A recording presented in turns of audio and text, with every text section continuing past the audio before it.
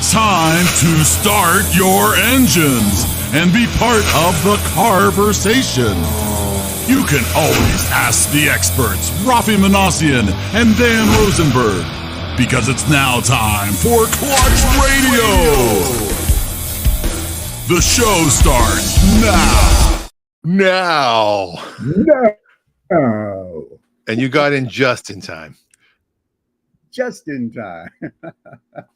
You have a little bit of a lag, but that's okay. Hey, everybody. Welcome to Clutch Radio. Adam Jones says, good morning, chaps. How did you know I was wearing chaps this morning? Wow. Are you wearing chaps? Assless chaps. Ooh, there we go. I think all chaps are assless, but that's the whole thing. Are we wearing the same Adidas sweat coat today, it looks like? No, you have a hoodie on. No hoodie. That's the back of my chair. Oh. Anyway, welcome to Clutch Radio. It is Saturday, September 29th. It's the last Saturday of the month of April. Ray Pepper says this is his favorite show, as it should be. Thank you, Ray. It's his favorite show with people wearing clothes. I'll put it that way. Ray is very discerning. Yes. We talk about everything about cars. If you've never joined us before, where the hell have you been? And if you have been here before, you can put questions in the comments and we will answer them as best as we can. And if we can't, we'll make it up. It's not just that we talk about cars.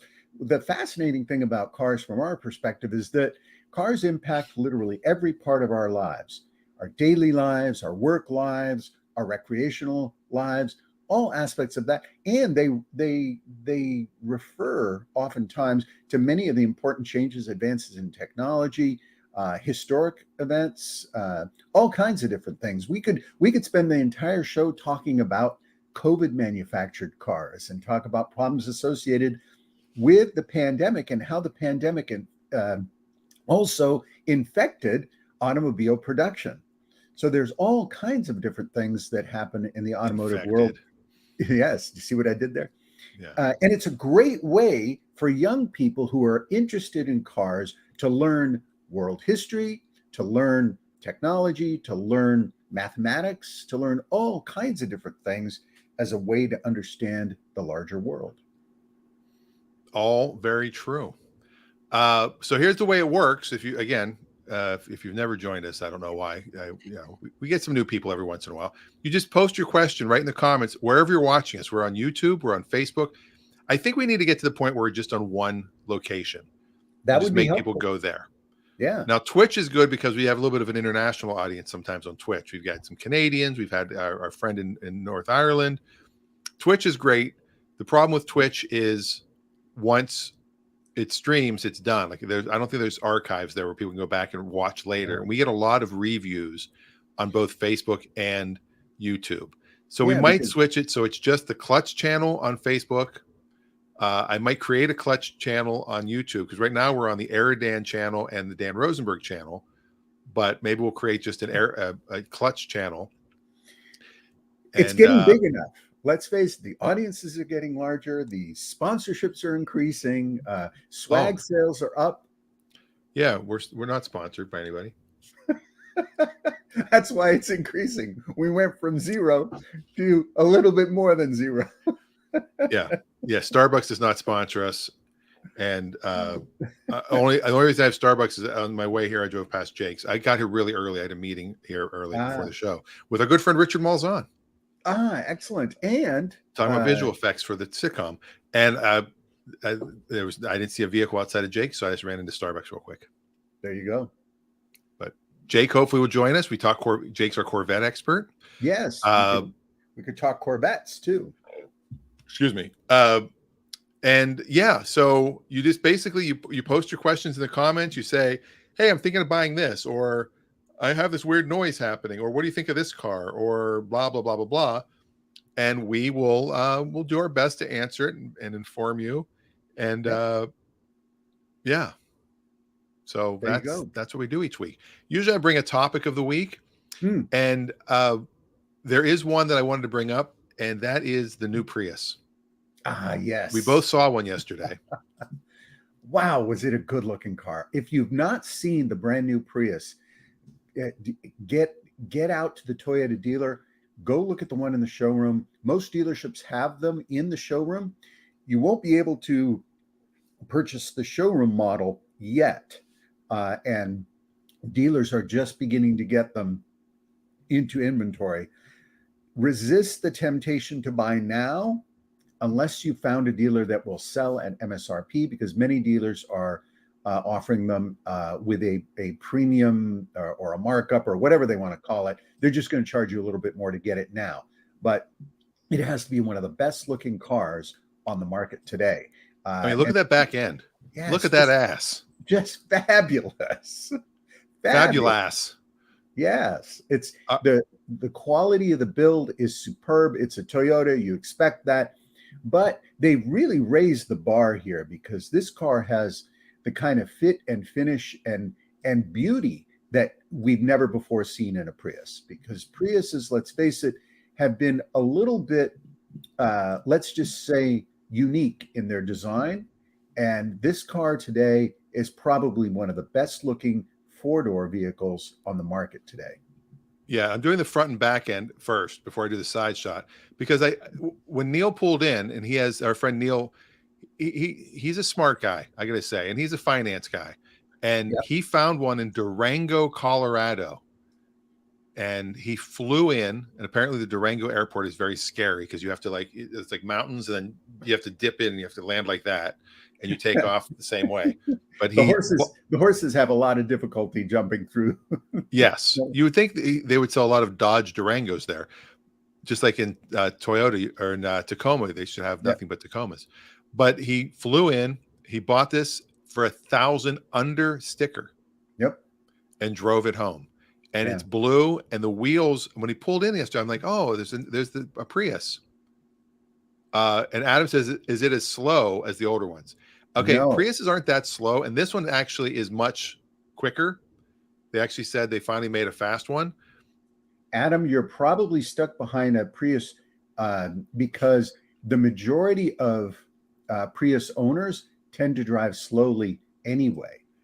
And they're hyper milers. They're trying to get hyper mileage out of their vehicle. Yeah. Now, Neil said when he drove from Colorado, he got 58 miles a gallon. That's astonishing. Now, this is not an electric car. This is a hybrid vehicle.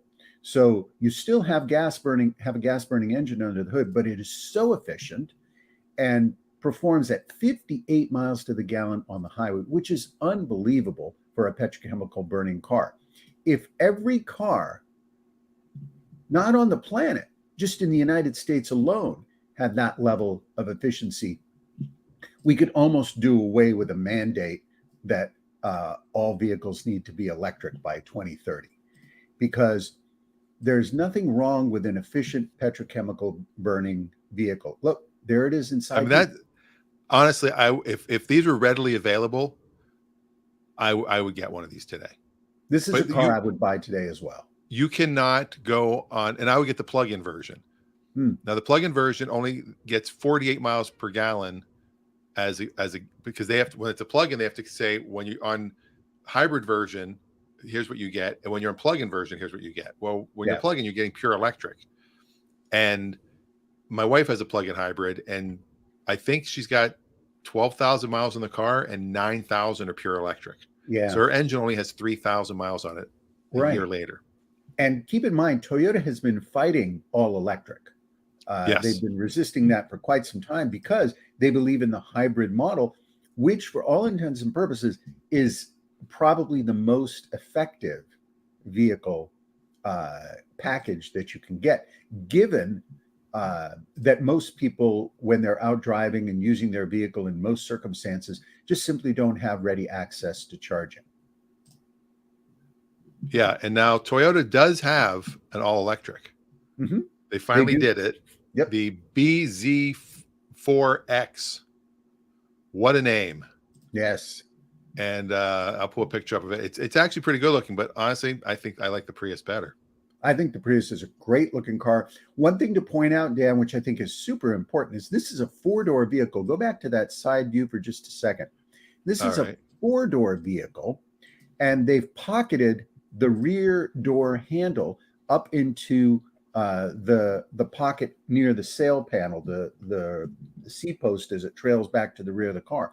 Now, because the door cut at the bottom is matched with the rocker line, so the rocker panel at the bottom, the door cut is hidden. You only see one door cut line dropping to the fender, which is hard to see. So without a rear door handle, and you pull back on that car and look at the side view, because this is a short wheelbase car with large wheels, it looks like a two-door car.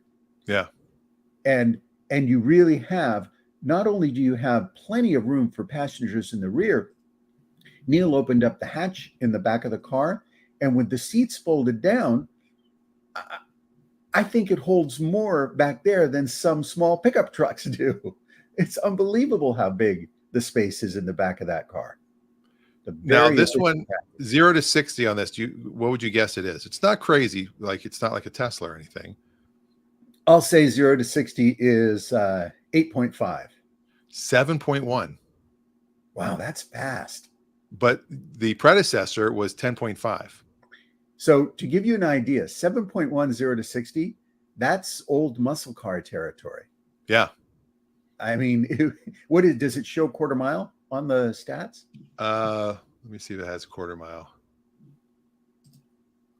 103. No, that's the mile per hour trap speed. Standing quarter mile 18.1. Oh no, wait, that's a 2012. Why are they showing me the 2012 here? Maybe you were looking at the older stats. Let's see, this shows a quarter mile. So it's 194 horsepower, up from 121. So the old ones, I mean, 121 is only 9 horsepower less than the DeLorean was.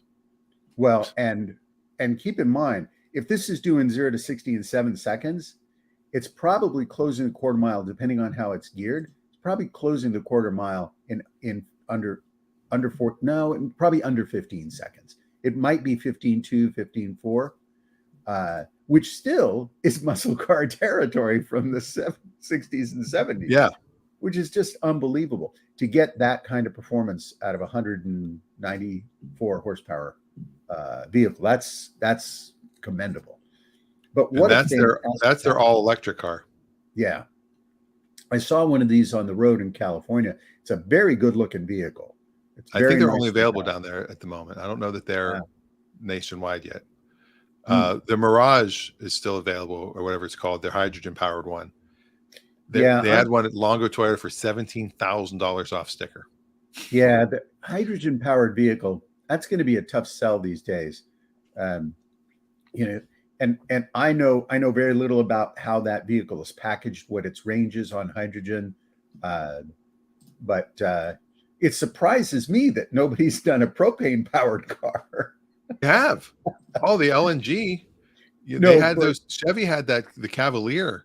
Yeah, but no one's had a mass production one. Contemporary mass production vehicle, because propane's more available than it is than hydrogen is. So now Longo Toyota also has the Toyota Crown. Have you seen the Crown? The new one? No, I haven't. It's a hybrid, but it is. Let me see if I can get this screen popped up here. And this is production? Oh yeah. So the Crown has typically been the JDM model vehicle. Yeah. So it's like bigger. It's like the Avalon. I guess they replaced the Avalon. Yeah.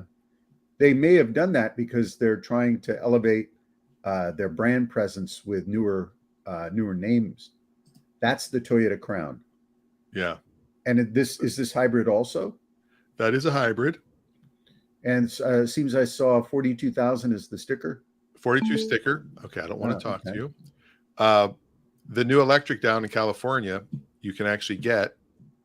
There you go. $499 a month. Wow. And you get the carpool sticker or a $2,000 rebate. That's interesting that the States. Sticker. Yeah, I would too. It's interesting in the States, like you get either or. Yeah. Well, and I believe our federal credit's still available for new and used electric vehicle purchases, correct? It depends. It really does depend. The car has to have a certain percentage made in the United States. Mm. So And Tesla does qualify for part of it, and then the new Polestar that's being done in South Carolina that comes out next fall or this fall, the 3 will be qualified for it, but my car is not. mm, Yeah. yeah, well, and I think little by little we're seeing prices on an average basis, I think, coming down on new vehicles, new electric vehicles. But quite frankly, to be able to buy a brand new Toyota Prius for about $30,000 and to get 58 miles to the gallon on the highway, I think that's phenomenal. Those numbers are just phenomenal. And that Toyota will last forever. Absolutely nothing will go wrong with that car. Now this Mirai is interesting. So this is the hydrogen one. Yes. So you can get 0% for 72 months plus $17,000 Toyota finance cash, plus a $15,000 complimentary fuel card. So you get your hydrogen for free. Yeah. For the first $15,000 and a $4,500 state rebate and a sticker. So the problem is you can't leave Southern California, basically. Right. And I believe, if I'm not mistaken, these are not cheap cars. Let's see. Let's see if we can find one of these. If you can find a price. They have 176 in stock. Yeah. I don't think these are flying off the lot. 52,000. Yeah. Is this MSRP? Yeah. But they're giving you, so you get at least $17,000 off. I mean, do you even know where to get hydrogen? In LA, I do, because there was a station, even when I lived there 13 years ago, there was a Santa Monica station.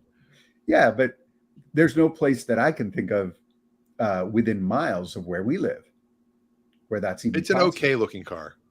Yeah, I agree. I mean, it looks like an Avalon. It does. There's nothing spectacular about it. Obviously, there's a big fuel cell down the middle. I think it's got. Yeah. Oh no, it doesn't have. I thought the back seat was also a 2-seater. Have you ever been to Longo Toyota, by the way? Oh yeah. It is the largest in the world. Yep. And they have a Starbucks. There's a Subway. There's a movie theater. Yep. It's like a small city. Yeah. I think it has its own zip code. I mean, there's a picture of it right there. Look at that. Oops. Here we go. Yeah. So anyway, I'll get out of this. Automotive opportunities today in the new purchase sector are off the charts. The numbers of vehicles that are available that are coming out, and they're phenomenal. The technology, the engineering, there's so much integrated now into new vehicles. It boggles the mind. I can't keep up anymore. I used to keep up on what was happening in the technology and the details and all that. But my goodness, what's happening is just unbelievable. And not only in brand new automotive technology, but there's a whole host of very, very qualified, technically sophisticated secondary business services that are available for electric cars. Battery specialists, battery replacement specialists. Go to, for example, Gruber Motors. Gruber is, I think, the largest independent electric vehicle manufacturer, or not manufacturer, service center. And their focus is on Teslas. And they are phenomenal. The level of knowledge they have on the smallest of things, battery conversion, battery upgrades, technical repairs. If I had anything go wrong with a Tesla, I would feel 100% confident shipping my car to Arizona to get it properly serviced and maintained there. But yeah, just pull them up and look how many Roadsters they have for sale. Yeah.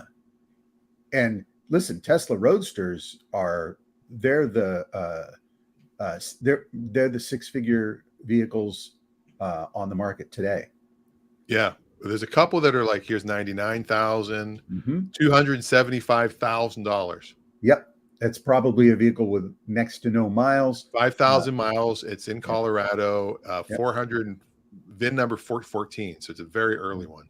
An early one. It's a 2.0. I think that's not even a 2.0. It's an 08. Oh, there you go. Well, yeah, you might be right. Is that the initial one? I think so. And these didn't come with many options, but if you got one with lots of options with upgrades, even older cars, you can get the upgrades like the headlight upgrades, the xenon headlight upgrades. They're not cheap, but these are $100,000+ cars, and so Gruber does virtually all the services, all the checks, inspections. If you're going to buy one, I highly recommend buying a used one. But before purchasing it, have these guys take a look at it. They know how to pull the codes. They know how to read the software. They know how to get into the deep portions of the maintenance systems that's embedded inside the car. So you can, what do they call the CAC or the battery check? There's all this kind of stuff that they do. So very helpful, folks. Now Ray asks a good question about. He says, so in 2031, I'll not be able to buy a new gas-powered car from any major manufacturer. I don't know that that's. I mean, I think the state of Washington passed 2030. I think California said 2035. That I can't imagine that it's going to go away. It's probably going to be 80%. They'll probably have some number that'll, they'll be at before they even get there. This is new cars. Right. It's a new manufacturer, new gas-powered cars. Absolutely. But I believe that most states are moving towards the 2030, 2035 mark, which isn't that far off. But at the rate that we're accelerating, it's coming on pretty quickly. If you think of Buick next year is going all electric, mm-hmm. Dodge next year is going all electric for the two cars. Volvo's going all Volvo's electric. heading there. They'll be there by 2030. Mm-hmm. Tesla obviously already is. Polestar obviously already is. Lexus will get there with Toyota probably. Mm-hmm. I think the hybrid model is the better model, though, the plug-in hybrid. I think so too. I think it's more efficient. I think it's more manageable for people. As I said earlier, not everyone. If you live in an apartment, where do you charge your car if you work from home? A lot of people say, well, you can charge your car at work or you can park it at a station. And then, well, that's a lot of effort. And, apartment complexes, unless they're really progressive, they're not setting up their parking structures with charging stations as part of a perk. Now, some condos are doing that, but not everybody can afford to own a home or own a condo. And with your home, there's still some challenges with that, because if your electrical panel has not been upgraded and your home electric system is not properly set up to charge a vehicle, you can cause some damage to your home. So upgrading your electric panel, that's a minimum $3,500 cost. So there's a lot of things that are going to happen in probably in the course of, I'll say, 10 to 15 years. The majority of people are going to be driving electric cars. And then within 30 years, unless some significant changes occur in the model, in the automotive production model, I see almost all production for personal vehicles being electric powered. And of course, along the way, we'll have to seriously embrace new technology for electric batteries. Adam says, never driven all electric, but having driven some hybrids before. I like hybrids a lot. And the new Ioniq 5. Look, have you seen the Ioniq 6 yet, Raffi? Yes, I have. I saw one at Ace Hardware yesterday. Oh my goodness. Good looking car. It's very unique too. It has a unique visual signature. It doesn't look like everything else on the road. And quite frankly, I think it's a great looking car. Kia's done some really good. Well, this is a Hyundai. Well, Kia and Hyundai. Now, the back end of it, I thought looked like a Porsche. It does have that look. It does have a very Porsche look. I'll agree with you on that. Let me pull Now, that back Kia in. and Hyundai, Kia and Hyundai are the same company. Kia is the Lexus of Hyundai, basically. Yeah, there you go. Well, I don't know if I mean, it's not a luxury brand version. I mean, they're sisters, but they're not. They do well. They do cross. Yeah, they cross. But Yeah. look at the ass on this. That's a great looking car. Very it's got contemporary. like double. Yeah. And it's got, look at the door handles. Very contemporary vehicle. Yeah, Hyundai's got some amazing cars. Yeah, they're doing a great job. And consider that, if you have a photo of a 1980s or early 1990s Hyundai, if you can even find one. I've not seen a Hyundai from the 80s on the road in decades. Oh, they were disposable cars. Oh, and they were awful. They really were terrible cars, but they stayed the course. And you compare this vehicle to what they have today, and that's a fairly short period of time in automotive terms to be able to radically evolve that way. And they've had to in order to keep up. Look at that thing. Goodness gracious. Yeah, this was the Hyundai. Our new 3-door. It looks like $1 million, but cost $995,000 and $5 less. Was that the Excel? Yes, it's $49.95. Yeah, brand new. And if you needed a car and you had to have it, I wanted one. Yeah, this is where you went. It was either this or the Toyota Tercel, and the Tercel was another, I think, $2,500 to $3,000 more at the time. So if you were looking to save money and buy a new car, this was a great way to go.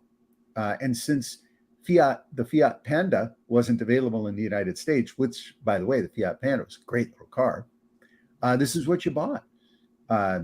General Motors wasn't building a car that could compete with this from a price perspective. So that was Hyundai's niche.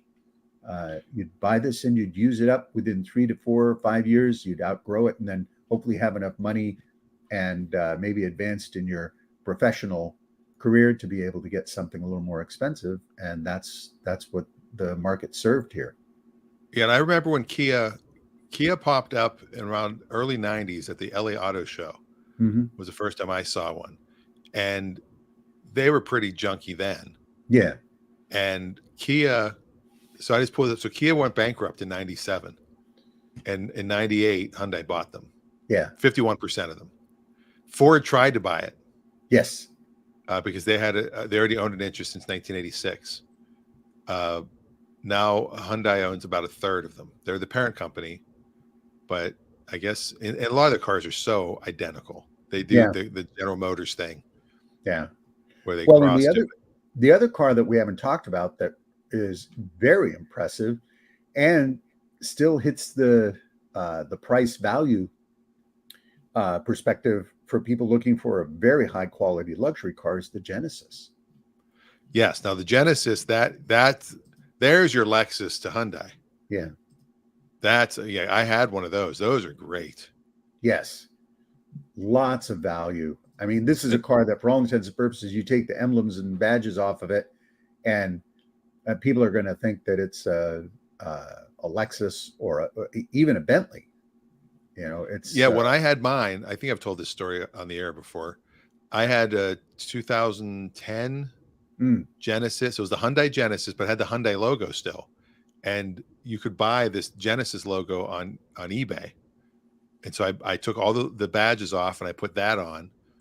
And we were at a party and somebody said, who's got the Mercedes? Somebody's Mercedes is blocking my car. And my wife's like, that's Dan's Hyundai. I'm like, shh, quiet. That's not, no. If they think it, you don't tell them. But there's an electrified G80 now. Yeah. Look at that car. That's an impressive car. But they're not cheap anymore. That was the thing. It's like, I think mine was $33,000. Well, the new Genesis, not the electric one, but look at the price on the new Genesis. and you compare that to a Lexus, I mean, a G70 starting at 39.4, right, and the G80 starts at 50, and the electric starts at 80. right. But still, Now, that's I mean, that's not that's that. I mean, it's a little bit more than mine, but that's less than you'd pay for comparable Lexus product, and certainly less than BMW in the same class. yeah. So that's the market they're shooting for, is people who want a luxury vehicle with all the luxury amenities, but do not want to pay the premium that you'd have to pay for a BMW or a Lexus. I mean, And look, that is a gorgeous car. it's a great looking car. Now, what I always remind people is, if you are looking for a premium luxury sedan, remember that the majority of people who buy these cars tend to be older, tend to be more financially secure, and so they use the vehicle, but they have it serviced regularly. The miles are very, very moderate miles, driven modestly. So buying a used or pre-owned luxury vehicle is a great way to save, oftentimes 30, sometimes 40, maybe even 50% of the original price. And if you wait till they're more than 5 years old, you can get them at sometimes a fraction of their original new price. I mean, this is an electrified all-wheel drive car. Yeah. And this, for all intents and purposes, looking at this car, if you showed it to most people, took the badges off and said this is a brand new show car, it's only a concept car, it's not out yet, people would believe it, because that's such an advanced design. All-wheel drive, electric, it probably has phenomenal performance metrics. It looks like there are no options so far. Yeah. Like, you just buy it as is. You have a lot of color options though. Yeah. Look at that turquoise color. I wonder how many they'll sell in that color. Wow. Look at that. That's a very 90s color. Look, it's interesting. Look at that, that turquoise color one more time. Now, looking at the car, to me, it just lost about 5 years in concept freshness, just because of that color. And you go back to that color, now it looks newer. Or you go back. Why would they do turquoise? I don't know. That's even green is kind of ugly. Yeah, but sometimes they put those colors in there. I remember learning about this from one of the guys at General Motors.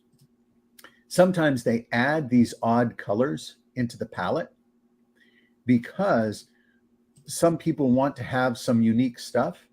So they buy it in that color palette, and they actually like those cars to go out there because the color makes people who wouldn't necessarily look at the car look at the car. So it helps. I think I might do that. That's a good looking color, and that's a great looking car. And I think I would do the brown two-tone interior. Yeah, that's very nice. Or would I do the black? I like that color. The black to me is too dark, but I like the two-tone brown because it gives a little bit of contrast. That's almost like I don't like the green and white interior. No, I can't imagine they do many of those. Who wants green? I mean, you get the turquoise one with the green interior. You might as well have a 92 Ford Taurus. There you go. But all right, so that's where we're at so far. I like that. My color added $575 for Capri Blue. So now let's go to accessories. Okay. First aid kit, rear bumper applique, wheel locks. I don't need any of that crap. No. So 80,400. So let's see what it is. We get 105 miles per gallon. Wow. City highway. Wait, I thought this was electrified. Oh, is this a hybrid? I thought this was an all electric. Is it a plug-in hybrid? Electrified all-wheel drive standard. Although 105 typically is what they call an electric. Yeah. They always give it that fake number. I think it's a full electric. 365 horsepower. I've got 460. That's 100 horsepower less than I have in my but this is not a sports sedan. True. This is luxury. Yeah, and again, the people that are going to buy this, I don't think they're going to be hole shotting out of the stop signs, and that's drag. Oh, there's a few available. Oh, you have two available. Look at this. One of the ones that's available is green. Green with green is the green one. Wow, that's really. Oh, it's not the turquoise green one though. It's just a green one. Hmm. It's a Genesis of San Bruno. Ah, so here's what's Oh, they interesting all with the with black interior.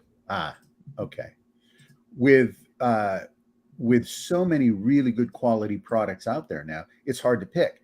And Ray's point about is it the end of gas powered vehicles? No, there's still going to be gas stations all over the United States, probably for another 25 to 50 years. And eventually, filling stations where you go and fill up and get gas, they'll be they'll have a different model. There may be conversion centers as part of the service station model where you go and charge your vehicle there. Granted, it is not the best place to have both electricity and gas, but they'll probably have them separated to where you can do charge your vehicle, and while your vehicle is being charged, do other things. Some future vehicle models may include battery, removable battery bricks, like you have in, say, these electric lawnmowers, where you just drive in, pull the battery out, put in a new one, and head on your way. Right. That seems to be a reasonable model. Whether or not it can be done effectively and with enough generic consistency remains to be seen. Now, Ray says, I'm so sick of buying gas. I'm very certain once I go electric, I'm never going back. Yeah, a lot of people who have gone electric say the same thing. Dan, you've gone electric. You've been electric for quite some time now. I'm on my fourth electric car. Yeah. But I also have gas cars. Yes, you do. But they're not your regular driving vehicle. And I would drive the 79 Pontiac more often if I mean, the air conditioning does work. Yeah, well, that's General Motors air conditioning. That's what they're known for. We are not the regular driving model for most of America. You and I, we do the majority of our work from home, so we're very fortunate in that regard. But a lot of people still have, 50 to 100-mile commute per day, 25, 30 miles in, 25, 30 miles going home. And people who use their vehicles as part of their service organization, whether they're lawn service company, pool man, somebody going out and doing regular plumbing calls, most of these vehicles are gas powered because they just don't have the time to stop and get charged. And they can be using their vehicle quite a bit for a number of different things and ending out in rural areas where they have long distance calls. So, petrochemicals are still going to be around for quite some time. And don't forget that the majority of infrastructure supporting farm and rail is still petrochemical. So Yeah. a great deal of our delivery system is supported by petrochemical. The entire Army, Navy, Air Force, they're all running on petrochemical fuels because a gallon of gasoline is still one of the most effective ways to move heavy equipment. So and it'll be a while before we have nuclear powered vehicles. I'm trying to find another electric one that I'd heard about and I can't. Yeah, and I'm trying to remember the name. It's down in California. It's a Vietnamese company. It's like Vin something. Well, there are a number of new electric vehicles coming to market, but the majority of them, VinFast, there it is. The majority of them are having the typical challenges associated with starting up your own company. It's the quickest way to make $20 million in automobile manufacturing is to start with 100 million. It is so expensive to manufacture a car. It's not that hard to build one car. I've built a car. Right. Sure, it took a lot of time, but the hard part is making multiple vehicles profitably. That's very difficult. So this company, I don't know if they've even made a vehicle yet, but what would be your reason or justification for buying one of these cars? They can't be substantially cheaper than other cars. They can't be better built than, say, a Toyota or Honda. They can't be. They'd have to be super. They'd have to be super cheap. Yeah, they That'd can't be be the only way it safer would than a work. Volvo. They can't be faster than a Tesla. They can't be, the list goes on and on and on. So why would you be motivated to get a vehicle like this? Well, the VF8 City Edition, all-wheel drive. Why City Edition needs all-wheel drive, I don't know. Yes. Starts at $399 a month. And Okay. so they're $49,000, or you can get a 24-month lease for $399 a month. And why would you do it? Exactly. Unproven company with unproven technology, unproven dealer support network. Literally, no one there's no enticement to this purchase. If this company were my company, I would say what we do is we offer the first 1,000 cars by lottery to the first 1,000 people for free, and then those people are chosen based on their Instagram profile, their YouTube video profile, and what they do is they go out and they document once a week how great this car is and why this is better than any other car. And this one won't be. Yeah. Now here's so for $399 a month. Now let's look at what you're getting. They want $5,300 down at signing, 24-month lease, 10,000 miles a year. So just as an example, that's about what I put down on mine, and my Polestar is $440 plus tax a month, and this is $399 plus tax. So for $50 more, I've got a Polestar. Yeah, there's no way. Versus a company from Vietnam I've never heard of. There's no way this is going to work. And it's not that good looking of a car. No, if this car were stunning, if the front end didn't look like it was designed in 1994, if the powertrain was so unusual and so different that it warranted paying greater attention to the vehicle itself, great. But I'm sure they know how to build a car, and I'm sure their cars are quite good, but not at that price and not at this level. Yeah, when you think of Toyota when they came to the market, they were the cheap car. Yeah.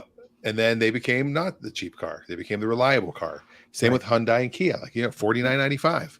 They were the cheap car. That's how you get into the market. Like these, I don't know if they should be free, but what if they, if they're going to give them away, let's say the car's 40,000, that means it costs them 30.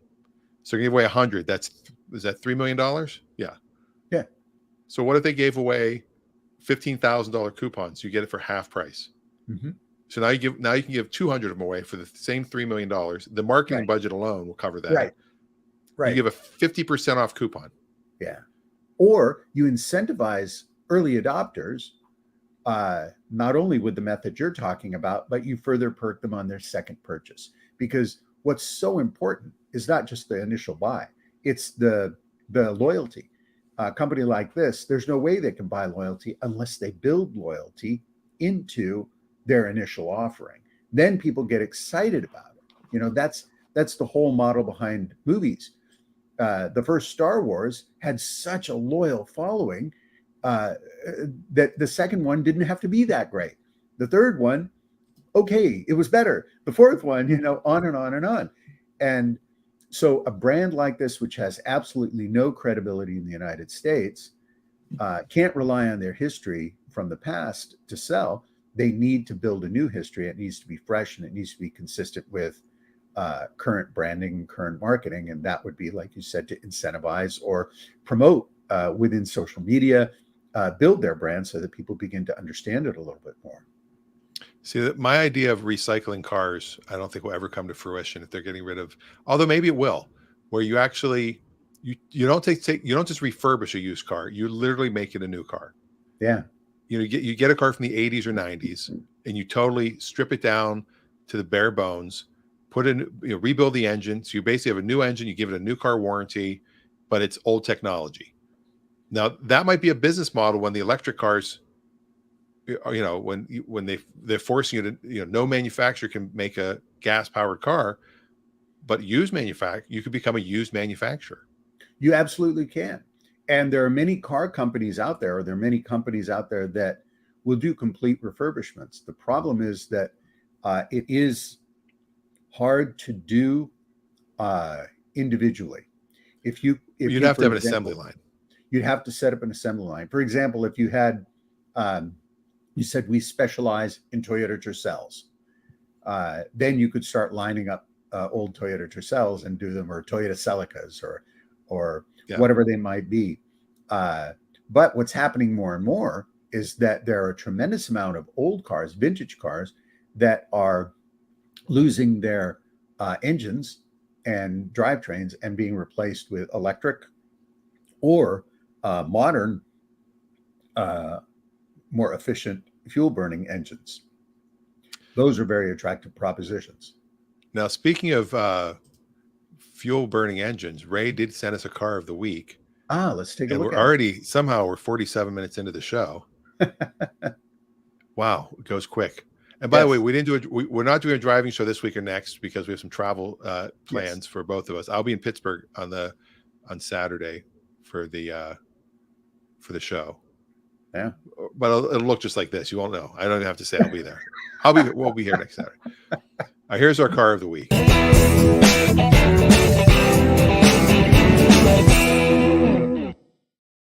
Part of me wants to do the zoom in and make you guess the car, but not worth it.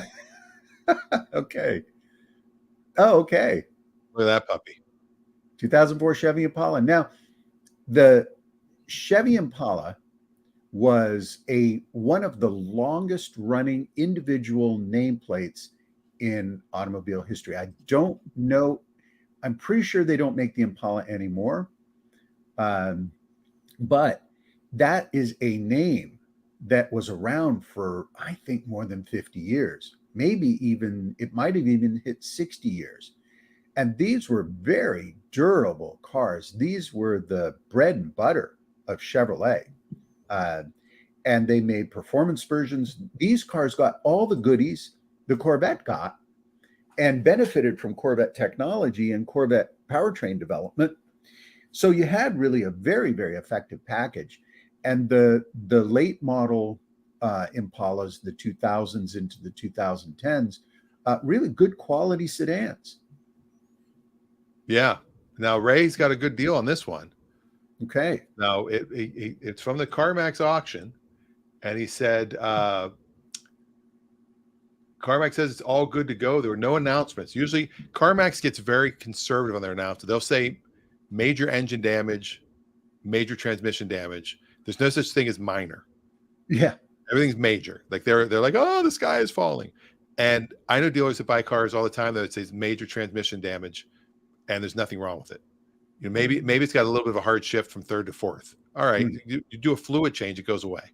Yeah, that's not major, but there's no such thing as minor. And that way, if the dealer buys it and something major happens, they go, oh, we said major. Yep. And so that's why they say that. He would sell this for $3,500, all fees included. That's a heck of a deal, especially if it's in nice cosmetic condition, which looks like it is. To get a complete running, driving, presentable vehicle like this, it's a great opportunity. Very, very nice car. It's not only a great deal, it's the future vehicle that is not going to give you any major problems, because a lot of people will buy a originally higher priced sedan, and they're expensive to maintain. If you found a 2004 Volvo, for example, for $3,500, get ready to spend another $3,500 over the course of a year to 2 years just to keep it running right. This car, even though it has 172,000 miles, you can put another 50,000 miles on this car. And what you might do, oil changes, tires, maybe the brakes if you needed. But otherwise, it's a great opportunity for somebody who needs transportation, doesn't want to spend a lot of money. Yeah. And the way I look at cars like this, if it made it 172,000 miles, it's going to go quite a ways longer. That means somebody took care of it.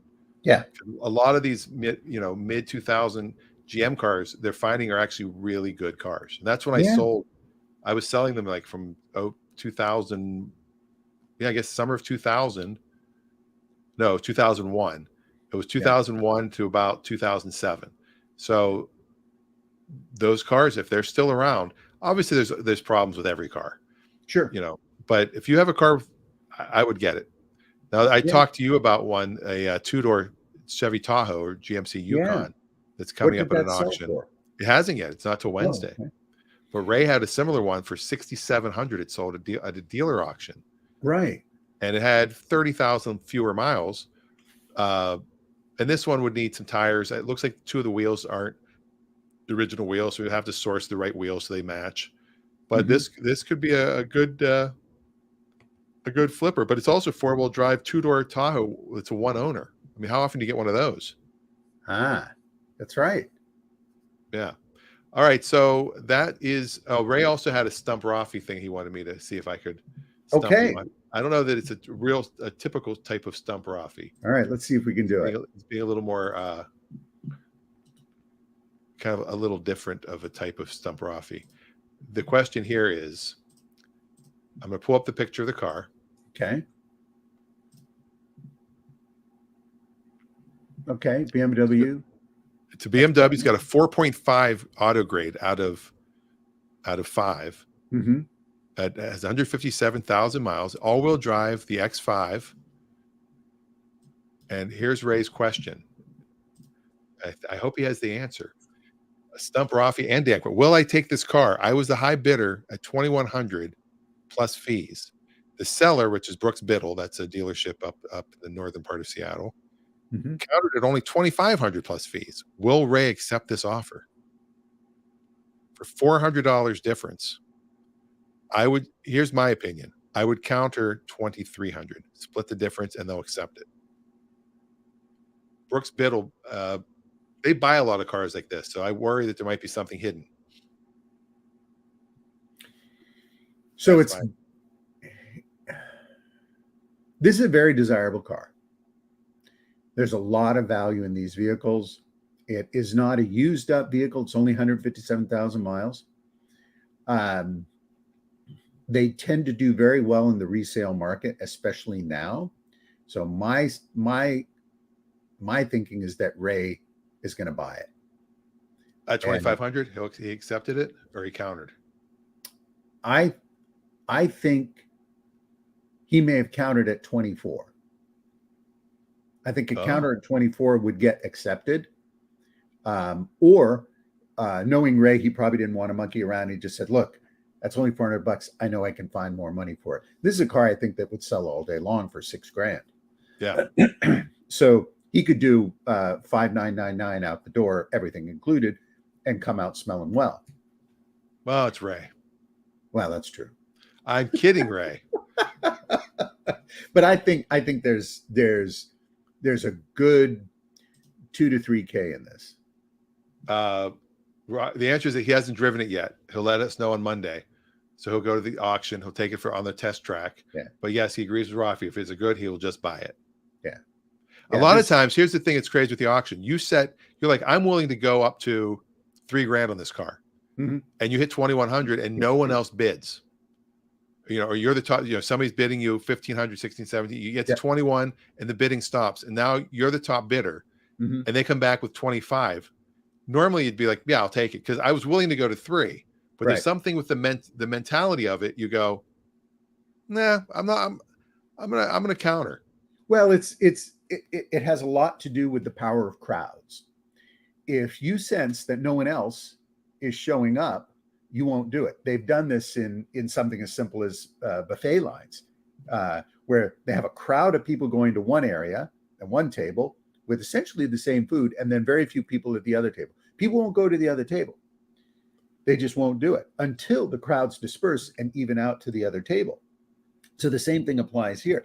If there are not a lot of people voicing an interest at that number, then you tend to think, well, I don't want to be the only one paying this much, for goodness sakes. But exactly, oftentimes that prevents you from getting a really good deal because, as you point out, it's still a good deal.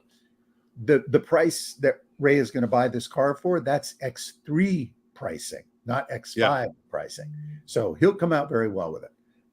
All right. Good for you, Ray. Do you have an old school ready? Rafi, you have an old school? Oh, you said Ray. I mean, Rafi, do you have an old school?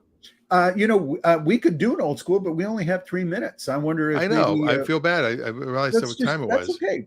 We'll do an do extremely awesome old school next week. We can do that. And but we should cover gas prices because gas prices are changing. Here we go. How much is gas where you live?